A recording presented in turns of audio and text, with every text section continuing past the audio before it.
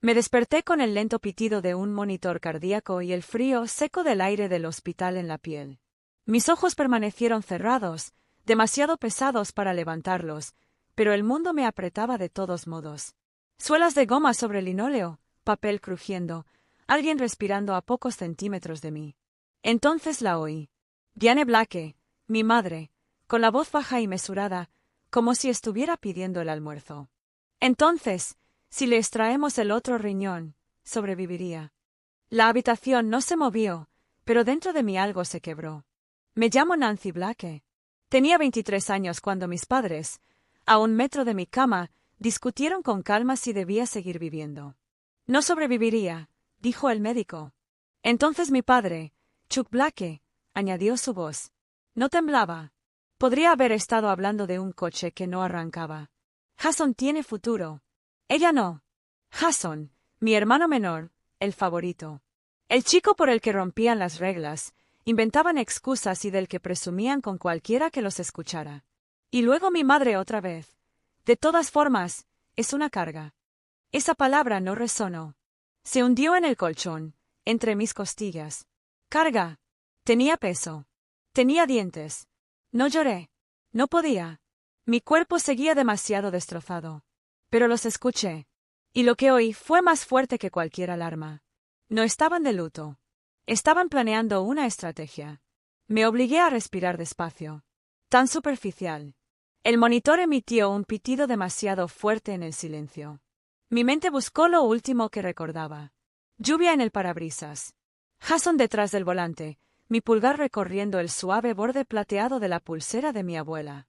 Ya no estoy. Yo también. Al menos para ellos. Pero bajo las vendas y los moretones, bajo la neblina de la medicación, algo se iluminó, silencioso, claro.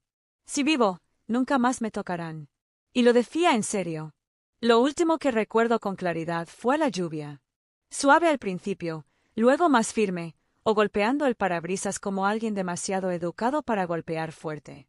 Me senté en el asiento del pasajero, viendo cómo el mundo exterior se volvía gris y borroso, mientras Jason, mi hermano, hablaba de una pasantía para la que no estaba calificado. Mamá cree que esto me arreglará. Se rió, con los ojos en la carretera y los pulgares golpeando el volante como si ya supiera que no lo lograría. Asentí, pero en realidad no estaba allí. Mis dedos encontraron la cadena de plata en mi muñeca, la pulsera de la abuela Margaret. Frío, pulido, real. Era lo único a lo que siempre recurría cuando todo lo demás parecía ruidoso, demasiado rápido, demasiado. Ella solía decir, si puedes sentirlo, puedes respirar a través de ello. Todavía la oía a veces. Margaret Blake, de piel cálida y voz clara, la única persona que me vio sin pestañear. Miré a Jason.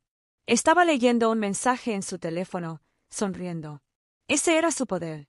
Se movía por las habitaciones como si estuvieran hechas para él. Diane lo llamó considerado por enjuagar su propio plato. Chuck se jactó de su potencial ante los hombres en las gasolineras. Y yo limpié las encimeras, saqué la basura y me aseguré de que nadie se quedara sin toallas de papel. Él era el que prometía. No recuerdo el comienzo del choque, solo el color rojo, el chirrido de los neumáticos, el metal doblándose como metal como papel y luego el silencio. El tipo que no hace eco, el tipo que se traga. Después me dijeron que era un conductor ebrio y que debería estar agradecido de haber sobrevivido. Pero algo más profundo que los huesos ya se había roto mucho antes. Porque mucho antes del accidente ya había aprendido a desaparecer en las esquinas, a bajar la voz y a ocupar menos espacio.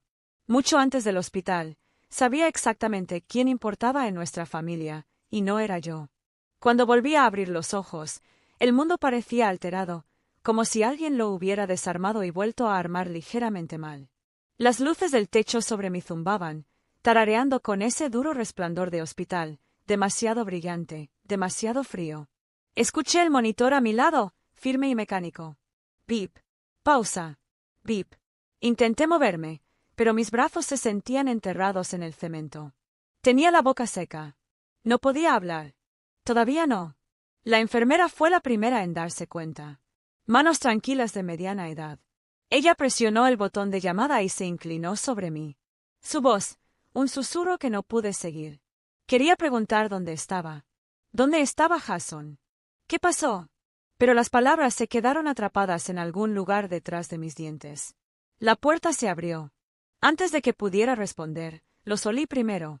Diane, mi madre, su perfume, todavía empalagoso y demasiado dulce, el que usaba para ir a la iglesia y a las entrevistas de trabajo. Y Chuck, mi padre, crema de afeitar y almidón. Siempre olía a distancia. Entraron como visitantes de un museo. Tranquilos, clínicos. Ella está despierta. Mi madre se lo contó al médico. No a Nancy, ni al bebé. Solo una declaración. Papá no habló, solo se quedó allí parado, con los brazos cruzados y los ojos mirando la pared detrás de mí, como si yo fuera algo incómodo para rodear. Intenté levantar el brazo para alcanzar algo, la mano de alguien, una manga, una esquina de la manta, pero la vía intravenosa dio un tirón y mi brazo volvió a caer. Nadie me devolvió el brazo.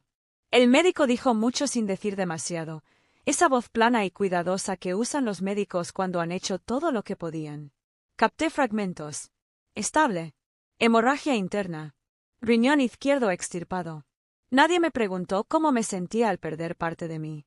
Giré la cabeza, buscando la pulsera. La pulsera de la abuela.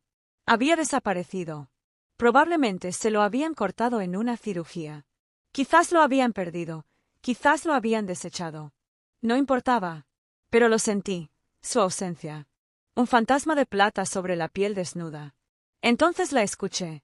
De todas formas, ella es solo una carga. Diane murmuró. Como si no hubiera estado allí. Como si no lo hubiera oído antes. No me sorprendió. Pero esta vez, el resultado fue diferente. No solo picó, sino que se arraigó. Me quedé allí, mirando fijamente al techo, con la mirada perdida mientras las lágrimas intentaban formarse sin éxito. El dolor era profundo, pero no solo físico.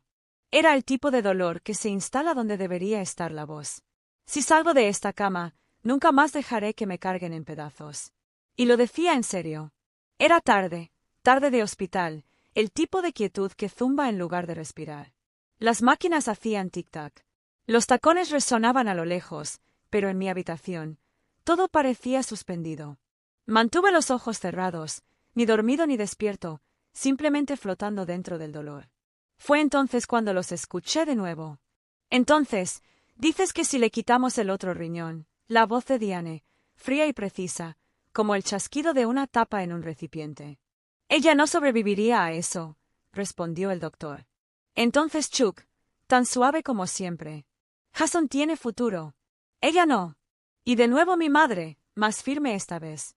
De todas formas, es solo una carga. Esta sería su contribución. Mi cuerpo no se movió. No podía. Pero algo dentro de él se estremeció.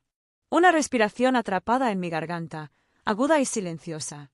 Una lágrima se deslizó hacia un lado en la almohada y se quedó allí, empapándose como la verdad. Ni siquiera comprobaron si podía oírlos, porque no importaba. Más tarde esa noche, entró Ruth Kaplan, una enfermera mayor, con las sienes canosas y ojos suaves pero alertas.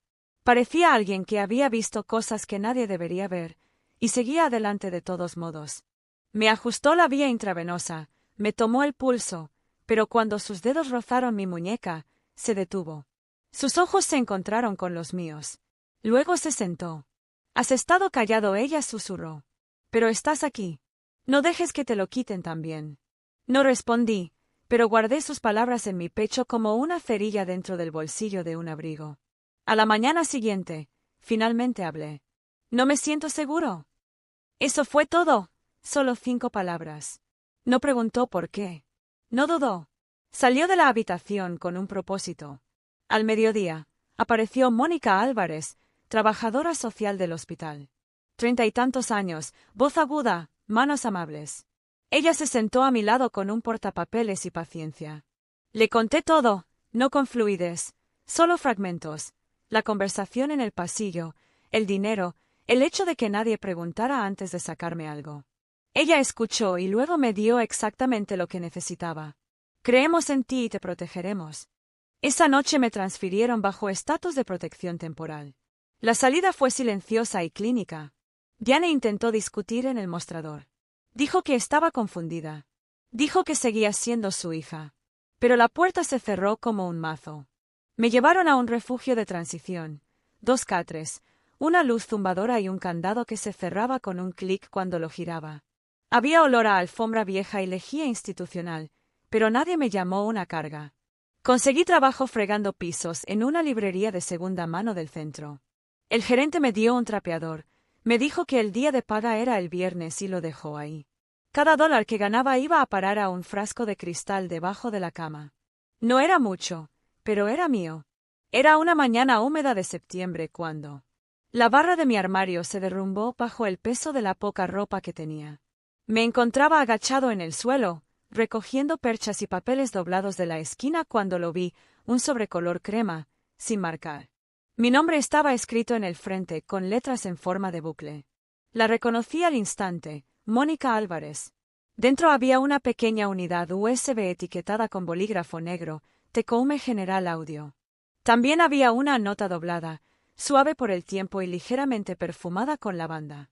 Cuando estés listo para protegerte, podrás usar esta herramienta. Me quedé mirando el camino durante un largo rato antes de caminar hacia la biblioteca esa tarde. Las computadoras públicas zumbaban silenciosamente y las luces fluorescentes de arriba le daban a todo un tono grisáceo.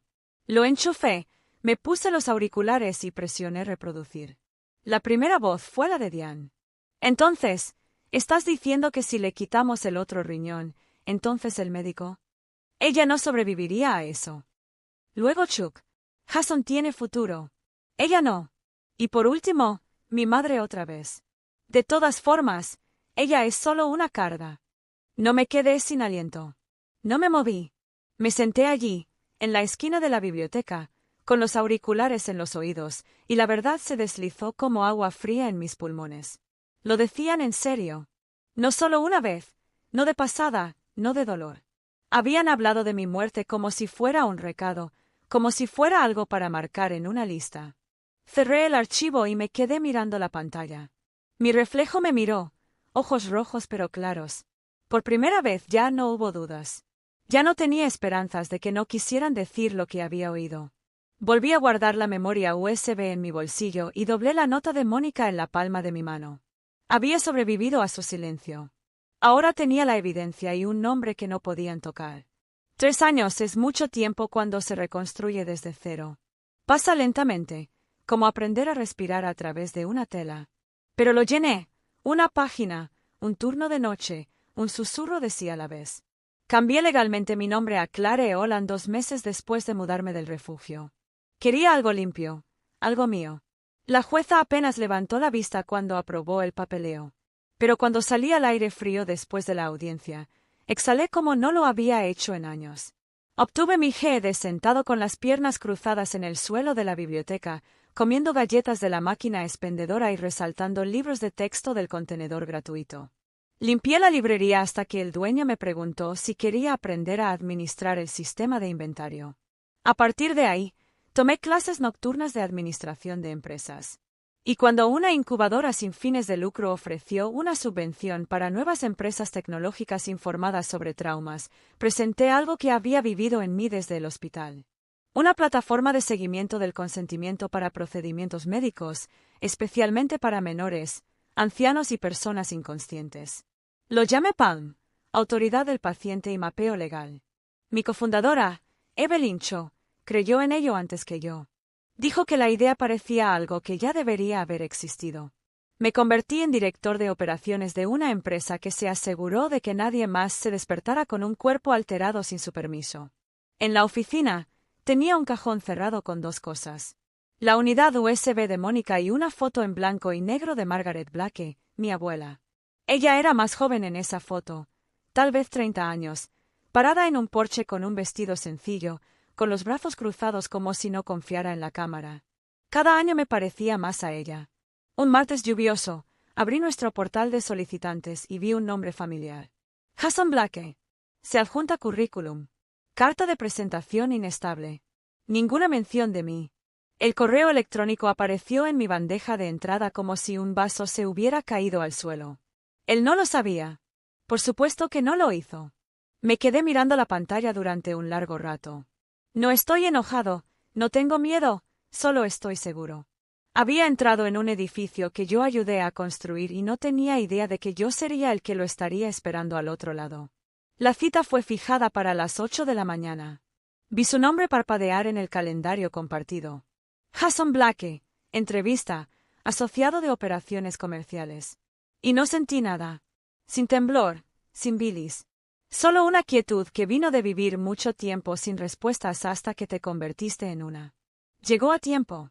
El mismo cabello, la misma sonrisa fácil, la misma manera de caminar, como si el mundo siempre cambiara para hacerle espacio. Al principio no me reconoció. No me lo esperaba. Mi cabello ahora estaba más corto y más definido. El nombre. En mi escritorio había un plato que decía, Clare Olan Co. Le ofrecí un asiento frente a mí. Miró a su alrededor como si intentara tocar algo o a alguien. Gracias por recibirme, dijo, carraspeando. Realmente necesito esto. Su currículum era escaso, un par de trabajos que no le habían durado, una licenciatura en administración de empresas que nunca terminó. Lo hojeé una vez, cerré la carpeta y me crucé de brazos. ¿Sabes quién soy? Se quedó mirando. El silencio se prolongó, y entonces sus ojos se alzaron. Algo se movió en ellos. Reconocimiento, miedo, incredulidad. Nancy. No respondí. Metí la mano en mi cajón, saqué la memoria USB y la deslicé por la mesa. ¿Querrás escuchar eso? Antes de seguir hablando. Él no lo tocó. Pensé que te habías ido. Era. Empezó a hablar de nuevo, algo sobre cómo las cosas eran diferentes ahora, como no tenía ni idea. Lo detuve. Esta empresa fue creada para proteger a personas de familias como la nuestra. Me puse de pie. No trabajarás aquí. No tendrás referencias. No encontrarás espacio en ningún proyecto en el que participe, y participo en muchos. Parecía que iba a llorar, a disculparse o a pedir comprensión. No le ofrecí ninguna. Esto no es venganza. Es un cierre. Él abrió la boca. Yo abrí la puerta. Salió con los hombros bajos, de la misma manera que yo solía dejar la mesa del comedor, pero no lo vi irse.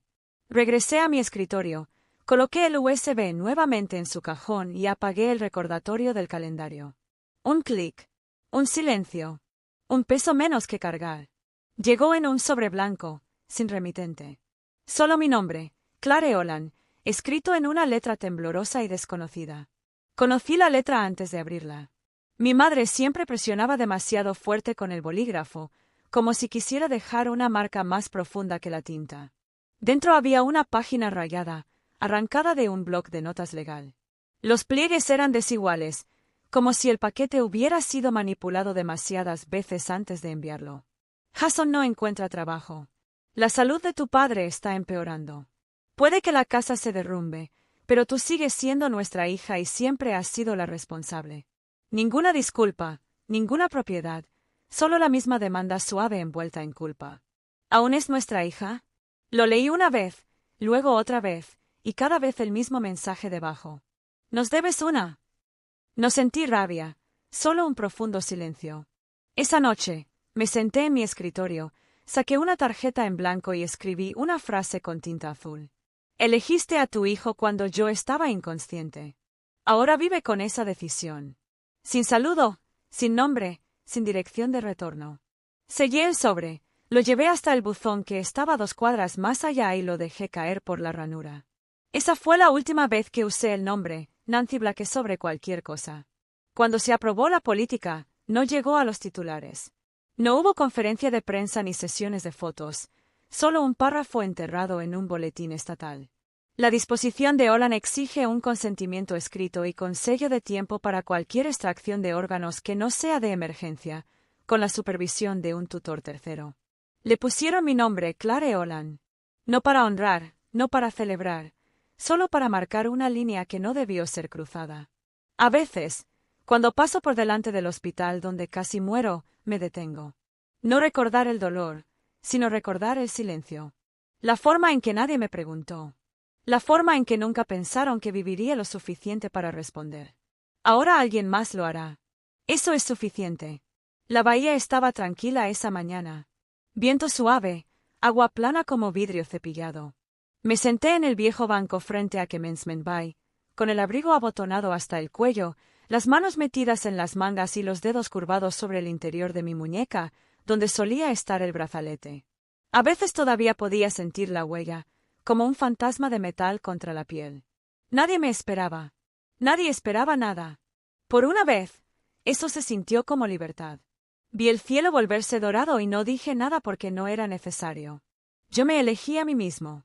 Y seguiré eligiéndome a mí. A algunos de nosotros nunca nos lo preguntaron. Simplemente se esperaba de nosotros. Se esperaba que nos rindiéramos, que nos doblegáramos, que sobreviviéramos en silencio. Quizás tú también hayas estado en ese tipo de habitación. Quizás eras el invisible, o aquel al que casi rompen sin tocar. Si una parte de ti alguna vez desapareció solo para mantenerse a salvo, no estás solo. No tienes que decirlo todo. Solo deja una palabra, nunca te lo permitirán. Él abrió la boca. Yo abrí la puerta. Salió con los hombros bajos, de la misma manera que yo solía dejar la mesa del comedor, pero no lo vi irse. Regresé a mi escritorio, coloqué el USB nuevamente en su cajón y apagué el recordatorio del calendario. Un clic. Un silencio. Un peso menos que cargar. Llegó en un sobre blanco, sin remitente. Solo mi nombre, Clare Holland, escrito en una letra temblorosa y desconocida. Conocí la letra antes de abrirla. Mi madre siempre presionaba demasiado fuerte con el bolígrafo, como si quisiera dejar una marca más profunda que la tinta. Dentro había una página rayada, arrancada de un bloc de notas legal. Los pliegues eran desiguales, como si el paquete hubiera sido manipulado demasiadas veces antes de enviarlo. Jason no encuentra trabajo. La salud de tu padre está empeorando. Puede que la casa se derrumbe, pero tú sigues siendo nuestra hija y siempre has sido la responsable. Ninguna disculpa, ninguna propiedad, solo la misma demanda suave envuelta en culpa. ¿Aún es nuestra hija? Lo leí una vez, luego otra vez, y cada vez el mismo mensaje debajo. ¿Nos debes una? No sentí rabia, solo un profundo silencio. Esa noche, me senté en mi escritorio, saqué una tarjeta en blanco y escribí una frase con tinta azul. Elegiste a tu hijo cuando yo estaba inconsciente. Ahora vive con esa decisión. Sin saludo, sin nombre, sin dirección de retorno. Sellé el sobre, lo llevé hasta el buzón que estaba 2 cuadras más allá y lo dejé caer por la ranura. Esa fue la última vez que usé el nombre, Nancy Black, sobre cualquier cosa. Cuando se aprobó la política, no llegó a los titulares. No hubo conferencia de prensa ni sesiones de fotos, solo un párrafo enterrado en un boletín estatal. La disposición de Holland exige un consentimiento escrito y con sello de tiempo para cualquier extracción de órganos que no sea de emergencia, con la supervisión de un tutor tercero. Le pusieron mi nombre, Clare Holland. No para honrar, no para celebrar, solo para marcar una línea que no debió ser cruzada. A veces, cuando paso por delante del hospital donde casi muero, me detengo. No recordar el dolor, sino recordar el silencio. La forma en que nadie me preguntó. La forma en que nunca pensaron que viviría lo suficiente para responder. Ahora alguien más lo hará. Eso es suficiente.